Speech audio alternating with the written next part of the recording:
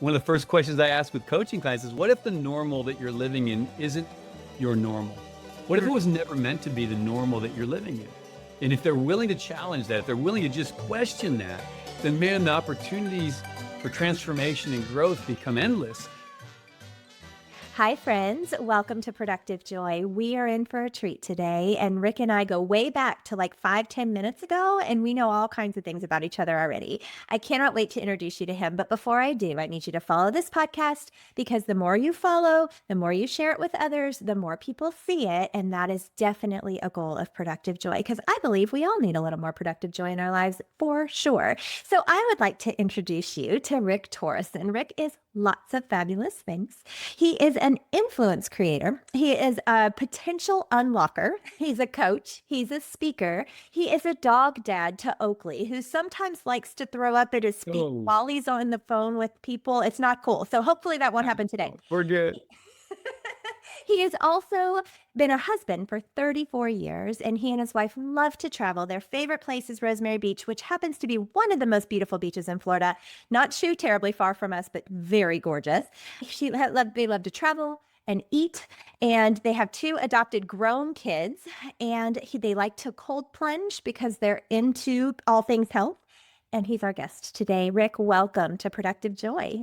Wow, that's exciting. I'm excited to be here. What an intro. Thank you. Thank you so much. I appreciate the opportunity to be here with you and your community and have some fun and have some joy today. We are going to be Joy all about listeners. joy today. But normally I start with give us 30 seconds of why people should listen. But you have a fun way that you like to start when you're I the guest on do. the podcast. So let's go with that. Okay, awesome, Christie. Thank you so much. So listen, I was fortunate enough about a year ago to write a book, made the bestseller list, was called Born Limitless, shameless plug.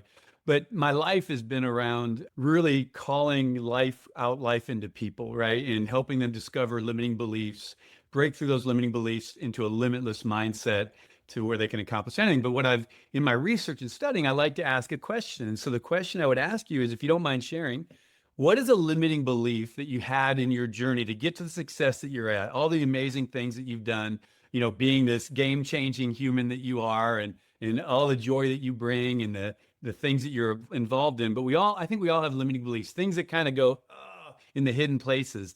What is a limiting belief you've had and broke through, or maybe one you're still kind of dealing with or wrestling with a little bit? I'd love to know if you don't mind sharing. Okay, so I don't think this is going to surprise anybody who's been a listener for any amount of time, but I'm a bold flavor. I am wide the heck open. I have been my entire life. The limiting belief that I had about that is that that was something to hide or run from. So I vividly remember being a junior in high school. That's the last time I had to take a math class. Let's just put that out there because I took dual enrollment math in my junior year. And Peter K., I'm going to call him by name, bless his sweet little heart, was the smartest kid in our class. And he was so smart. He was one of those that was over the top smart, right? And I asked him for math help in homeroom one day, and he laughed at me because he assumed that that meant that I was stupid. I was a cheerleader. I was fun. I was, bubbly, all the things. And I remember looking at him and saying, just because I don't know how to do this doesn't mean that I'm stupid. But his giggling at the fact that this silly little cheerleader didn't know how to do this math problem stuck with me. And so I think I spent many years thinking all I could be was the fun one. And I couldn't be the fun one who's also smart. And that maybe people would not believe that I was smart because of the fun side of me. And so it's taken me a lot of years to recognize that that's actually my superpower. And I am learning. You said, have I overcome it yet?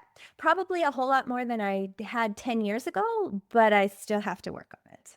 And that's so good. Thank you so much for sharing that. And the story behind it is amazing. It's probably one we can all relate to. It's you just unpacked kind of what I do in my coaching. So the lie that you took on, so we have an experience in our lives and we interpret in a certain way and we define ourselves, our value and our worth, others in the world around us. And so you decided from that experience internally, must not be smart. I'm only good for this. Right. And here's the powerful thing that happens when we do that in our lives is we actually our behaviors have to align with our beliefs. Mhm. So when we believe something, we begin to act in a way that's reinforces, supports that belief, whether it's spoken or not. So then we go through our lives believing that we're not something, Mhm. right? Because of the story we told ourselves. And Mhm. then we get these results that are actually causing us to settle for something less than we were born and created for. They become ceilings over our lives. Yeah. The cool thing about what you shared, just sorry, but it's really cool, is that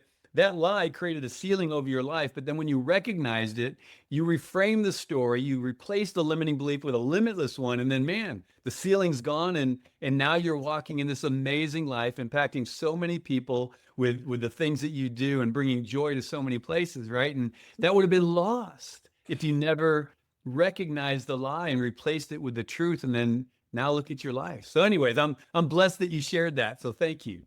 Well, thanks for asking. It was kind of fun to be on the other side of things. And I think what you just said is the part that I am trying to latch onto in my own life. And that's that everybody is walking around with some limiting beliefs. Every human that you run into. I actually just recorded a podcast that's coming out next week, but with my daughter and a former student of mine who got her doctorate at the same place I did, and her daughter. And so it was a Gen X meets Gen Z kind of a situation, but we were talking about imposter syndrome and how all of us had faced that moment. And I think both Audra and myself got our doctorates to prove to the world that we were smart enough to, right? I never wanted a door to be slammed in my face because I didn't have the degree that said that I could do the Mhm. thing. And I think that goes back to exactly what you just said about limiting versus limitless. And Yes. what are we doing to stop ourselves from what we're made to do? So, this is what you help people do, right? All the time. This is what the passion of my life is helping people identify, crush, and replace limiting beliefs, and then build a strategy to their limitless life or the significant life that they were called, created, and born to have.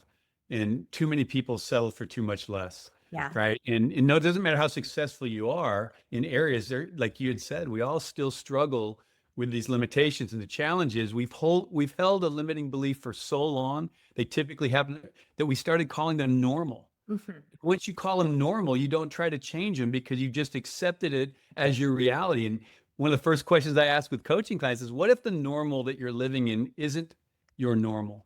What if it was never meant to be the normal that you're living in?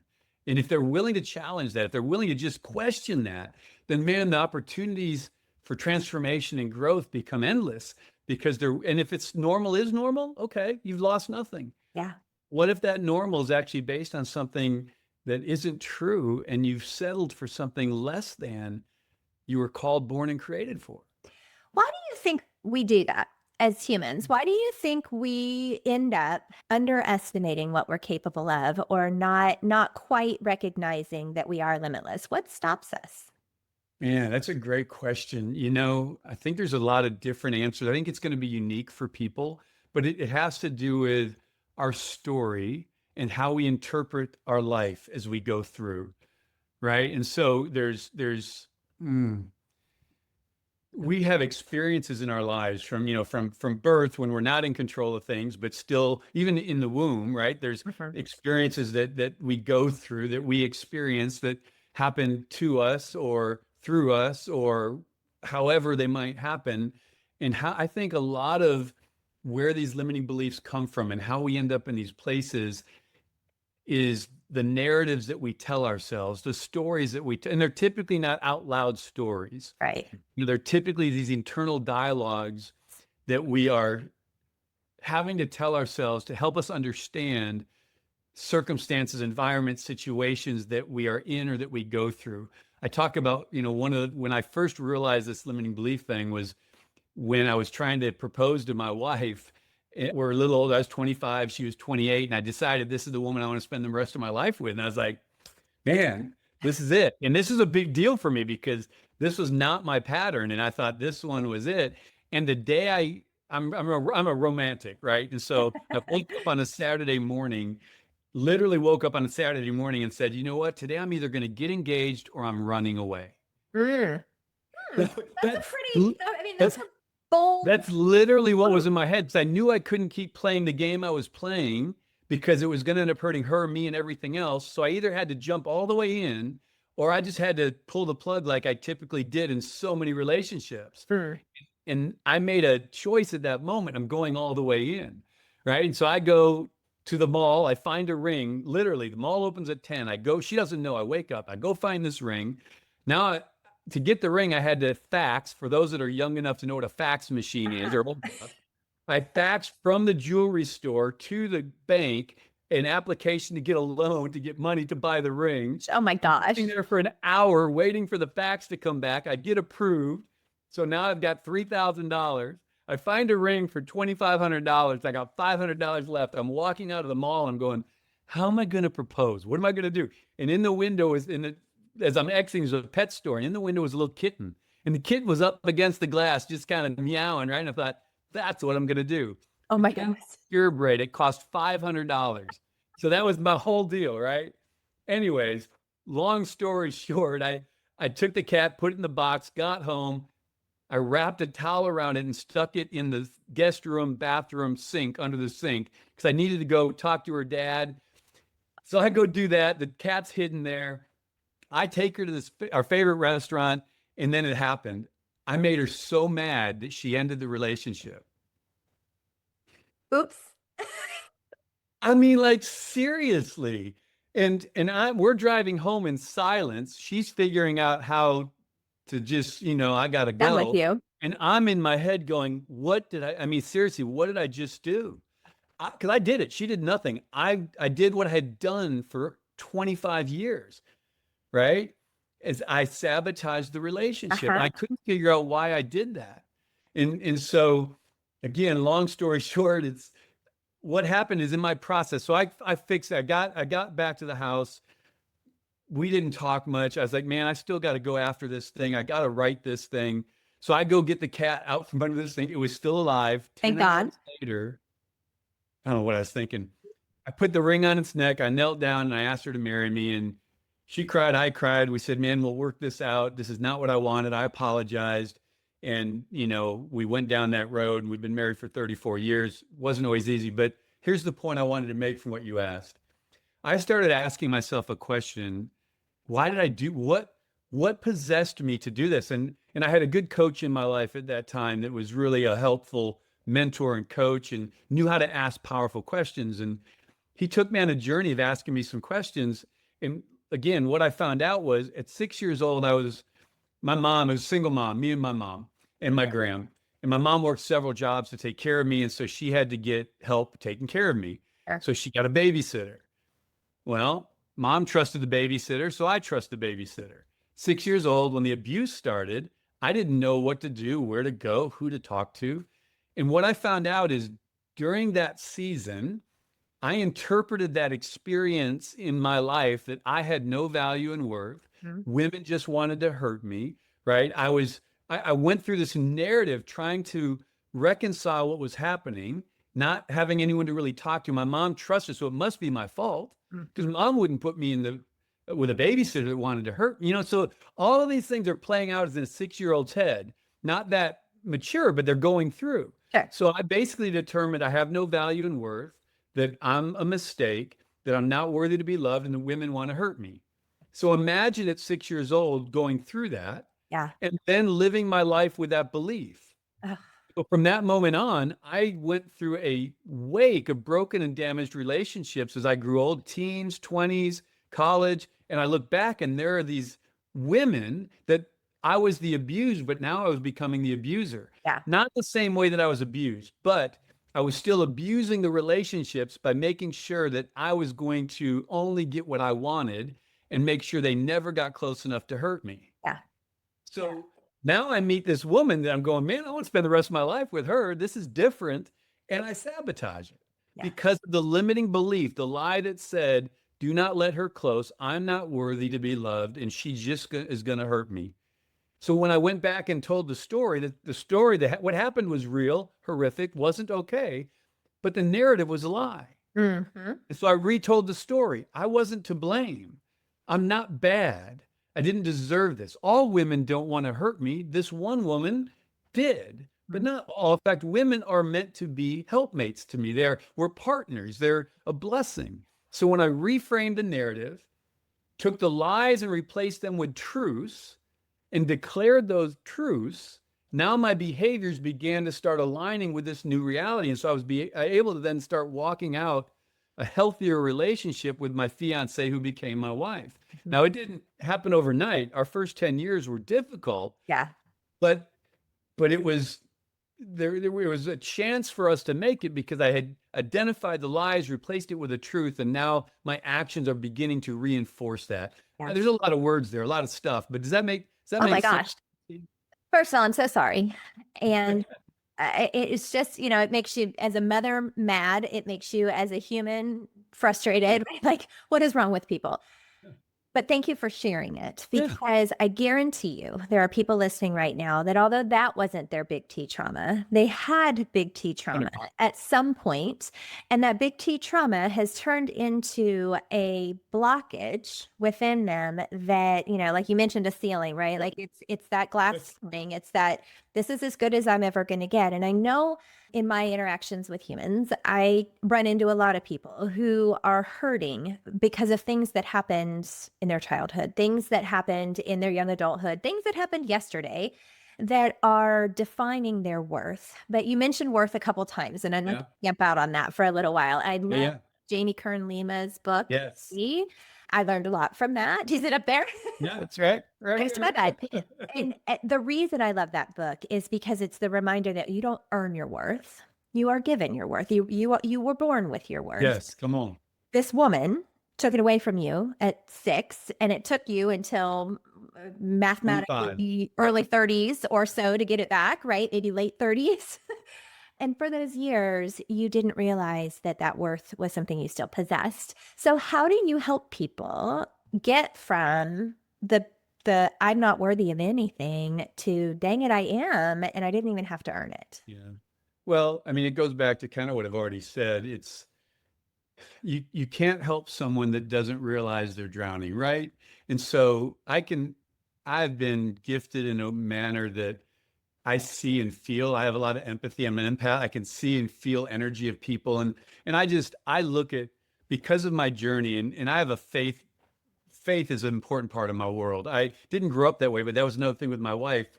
With her also came my own journey into faith and that process, which was transformative for me, because a lot of our value and worth it's really every one of us, it's tied up in our identity.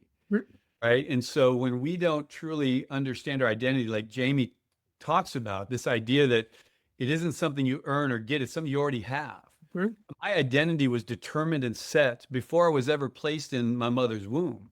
This is my belief, right? Not everyone has to believe this, but this is what I've come to realize, that I am already valuable. I am already perfect in the eyes of the one who created me and knit me together and put me in my mother's womb. You don't have to believe that. People don't have to believe that, but I do. So when I look at you, what I see is value and worth and creativity and potential and hope, no matter where you're at. And then what I see is people settling for something less. So typically, they come to me, or we get connected when they get into my world, because I'm big on the power of our words. So I'm a big declaration person, really big on understanding that our words do have power and they ripple, and the things we say either give life or take life. There's a scripture that I use it in Proverbs. It talks about the power of the tongue, and it says in there, you choose. So we choose the power, we choose our words, right? And so anyways, the way I help people do that, one is they've got to, first of all, be willing to somehow go, man, things just don't feel right, or I'm tired of this, or this isn't, or I keep hitting a wall, or whatever it is. Be willing to look at that, not with guilt, shame, condemnation, self-criticism, because that's what we do. We look at it and go, oh, no, just look at it as this neutral thing and go, this isn't right. I don't like this. This isn't whatever. That's all they've got to do is challenge it. Just lay it out there and go, man, I wish this wasn't. And if they're willing to do that, and that's the challenge, normal, right? Because they say, well, Rick, you don't understand. This has been my story my whole life. Sure. I've always find myself in these abusive relationships, or I always, find myself running away from, or I don't like this, or I'm not very good at that. And it's always, every time I try, I fail. And here's what happens is this is the weird part that people don't understand. Because I know and I believe that our beliefs drive our behaviors that get our outcomes. So if I take on a lie somewhere that I'm not good at something, and it could be like you said, I'm not good at math, I'm not good at this, right? Another one of my things was English and writing. I had a teacher in 8th grade who took a red pen to something I wrote, and from that, and it was she said, write your story. So I just let my heart out on some paper and wrote my family story, right? Got the paper back, and there were red pen marks all over it. She wasn't meaning to be mean, and you're an educator, I and know, it's just wrong. I know. Well, I was a public educator for 10 years as well, right? So I was in the school. So she was doing grammar, and that's all she was doing. But I saw that as saying my life and my value and my story doesn't have worth, and I can't write. So I lived my life thinking I can't write. The belief is I can't write. So I avoided it all through career, high school, college, everything. Like, no, I'm not a good writer. Somebody thinks you're a good writer. But what I'm not doing that to self-proclaim something, but to go, I tried to write this book for 3 years and I got so frustrated. Why can't I write this thing? And I was going, I'm coaching this and I go, man, there's something here. And I walk myself through my framework and I go, the red pen. Yeah. Red pen. I told myself at that moment, I can't write. Yeah. So I retold myself the narrative. Said, that's not true. I can write. I'm a good writer. And within 5 months, this book was done in the editor's hand. So I'm saying all this to say there's so much power in this process of identifying the lie, replacing it with a truth, and then beginning to allow our actions, our behaviors to align with that. So if someone's willing to challenge normal and allow me to help them walk through a series of questions, then that's where it begins. The trauma, the big T trauma, that was still horrific. And but the reality is my greatest freedom didn't come from counseling with that. My greatest freedom came from the lie that I told myself and releasing myself from that lie. Because the abuse was the abuse. It happened. It wasn't good. That can't be taken away. That happened. But the life I lived as a result of that there's freedom. And we don't think there's like, oh no, you got to go through all this deep therapy. And yes, I believe in therapy. I believe in counseling. I'm in that world, but I'm like, the greatest freedom comes when I retell my story about the reality and truth of who I am and my identity. Isn't that? Yeah. So all your people listening, I'm like, y'all, I want you to know one thing. There is greatness inside of you that you were born and created for. And oftentimes you're settling for something less than because you're believing a lie about your value, your worth, the people around you, or the world around you. Yep. And it doesn't have to be that way. No, it doesn't. And I think we do it subconsciously and unconsciously, right? Like, it's not like we wake up and say, I'm going to believe all of these horrible things today, and I would like it to adversely affect me. Right. That's exactly right. But we do it. It's kind of that knowing doing gap, right? Like, it's a little bit of that. I know better, but am I doing better? Maybe not. And what's the reason? What's preventing me from jumping that gap? But I haven't even gotten to ask you my favorite question yet. And I feel like it's perfectly matched right here. So we're talking about the idea of, or the reality of, we get to write our own narrative. We get to change what our beliefs so that it will drive our behaviors. I've said beliefs drive behaviors for many, many years. I like that you add, and that's what gets outcomes. But if you had to describe productive joy in this space, how would you describe it? Productive joy. So I love the idea of gratitude and joy, and I believe for joy, a couple things. I believe part of it is a choice, right? I think we have choices every day of how we're going to have our attitude, our beliefs, our structures, how we're going to wake up, how we're going to go through things. And then we allow circumstances, environments, other people's words, the night before, the hour before, the 2 hours ahead of me that's coming. All those things start weighing in and beginning to impact how we feel, right? And that energy that we have. And there are joy suckers and there are joy givers, right? And we can be both in ourselves. And then the external environment is also, there are joy suckers, pardon my language, and there's joy givers, right? And so I think it is an awareness that we need to choose, right? In those moments, if we're able to catch when we're in those moments or those places or going into situations, it's like the power of our words. What are the words you want to declare before you? I can. I wear these bracelets that go with my book, and I give them to. I wear a bunch because when I meet people, start talking, I say, "Hey, let me give you this," because it says on it, "I will, I can, I am."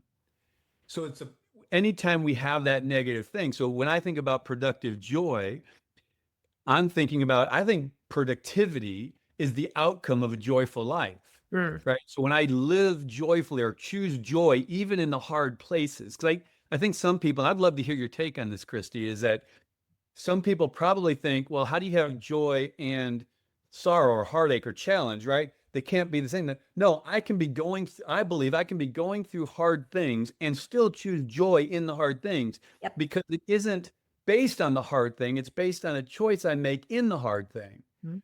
Is that so It that resonates. that would be my as I'm looking at it, man, just I know it sounds difficult, but in it choose joy because joy isn't dependent upon someone out there. Joy is dependent upon a belief you have about something in here, right? Is 100%. that You know, fair? Is that accurate. right? So I've had so much fun asking this question because every time I ask, I get a different answer. And that's the beauty of it because it is personal.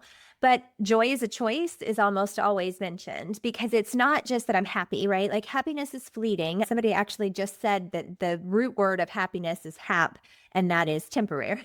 Yeah.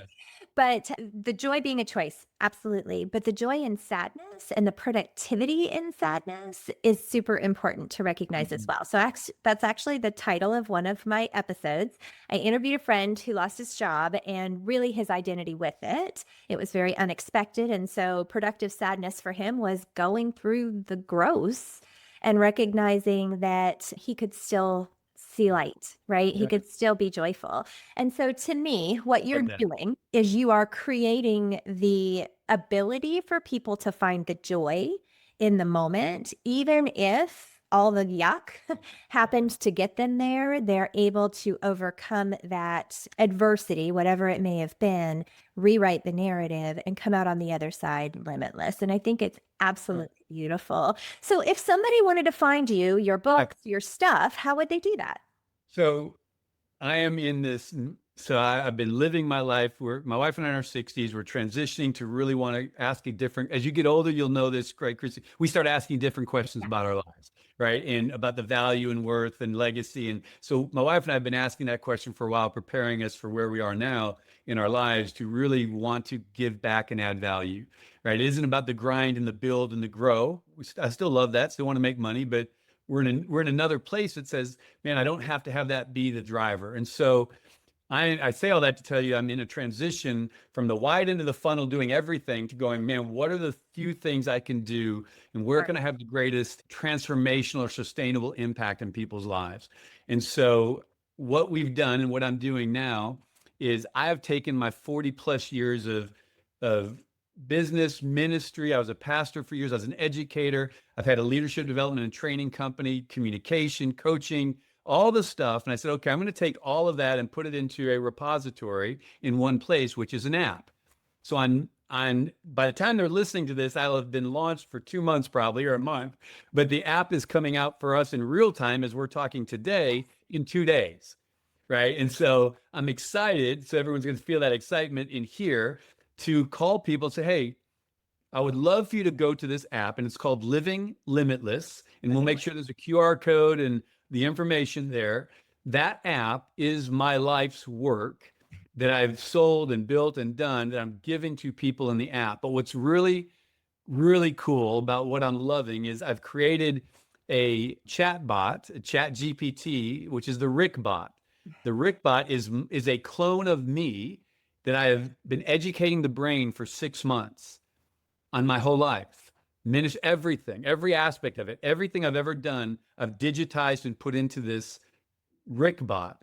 And I've been testing it for the last 3 weeks. And it is scary, remarkable Ah, of how it responds to people who ask it a question professionally, personally, faith wise, doesn't matter how much it is giving them my answers. Like I've given it to all my coaching clients that ask me a question that we would talk about. And they didn't. They're like, holy crud. In fact, they Yeah, like this is it like more. legit. They like it even more because you're already in your group's already learning this. Is it uses a lot less words. Yeah. That's what they'll tell me. It's like, man, Rick, it shortens the number of words you use and then gives me really targeted stuff. And I'm like, Oh, that's hilarious. And you're like, dang it, it's going to yeah, be this than I am. gonna be more. So there's an app in there, and then there's also a push notification that every day you'll get a daily mind shift. And it's a declaration, a 60-second video, and a short encouragement that you would wake up to every morning that causes you to make a positive declaration over your life, who you are, what you're doing, where you're going. And so I've put everything into that app. I still do coaching.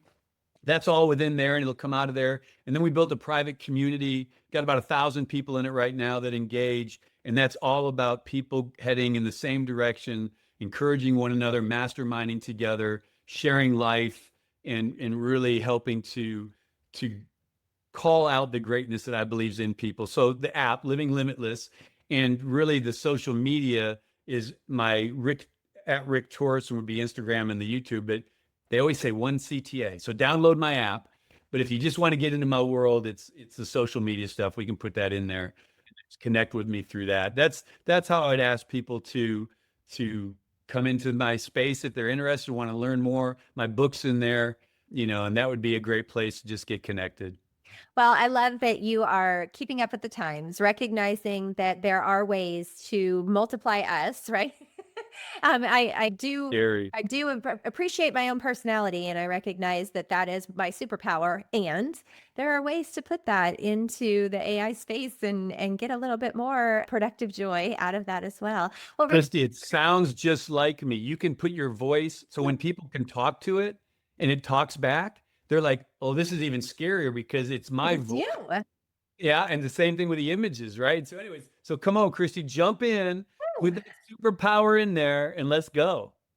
That is so exciting. Well, thank you so much for sharing all of your brilliance today. I know our audience appreciated it. Your energy is infectious. And I do have a couple rapid fire questions though before we go. Okay. Are you ready? You excited? Few words. I got it. My chat you can is do now it. taking over. All right. Got it.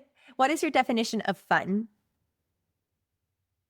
Anything that brings me joy. Good answer. How do you know that you're showing up as your authentic self? When I feel peace and the people around me are leaning in. Good answer. How do you channel your best self on your worst days? Allow myself to have a worse day. In other words, it's part of who I am, and when I have a bad day, I've got to do it well. That means I don't take people down with me. Yeah.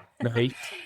I did have a guest one time say, I just leave, like I hide. I walk because I know that if I'm around people, I'm going to infect them with my mood. Yeah. All right, last question. I can't wait to hear your answer because I think I know it, and I think I'm going to hear it as if your chatbot said it. People by nature, after 30 minutes, can really only hold on to one major idea. So what's the major thing that you want to leave people with today? Absolutely. I would say to all of your listeners, no matter where you are, no matter what you've been through, no matter what you've done, no matter what situation you find yourself in today, in this moment, as you're listening, I want you to hear this one thing. You were born limitless. You were created for more, not stuff and things, but influence and impact. See, there's greatness inside of you, and your past was never meant to define your story or your future. Your past is meant to inform it and refine it, but not define it, because you're the author of your story. And so I would encourage you to take the pen back from all of the naysayers and all of the past and all the trauma and all the brokenness and all the circumstances. Pick up that pen, be the author and star of your story, and start writing, because the future hasn't happened. The next hour from now, when you get done watching this, the next 30 minutes hasn't happened yet. You can't change your circumstance or environment of the people, but how you choose to show up in that next 30 minutes is 100% yours, 100% in control. And I want to encourage you that when you do, you're going to release the greatness that you were born and created to have. I would call that a mic drop moment. Sir, thank you. Thank you so much for sharing your brilliance on Productive Joy. And listeners, Y'all, if you didn't gain a nugget of wisdom from that, then you weren't listening. So go back and listen again. There were so many things that Rick just said that we all need. So I want to remind you that the purpose of productive joy is to find your own personal shot of B12, the thing that you can turn around and use that will make a little more productive joy in your life. So my challenge today and always is for you to take that nugget and then figure out a way to turn fun into action.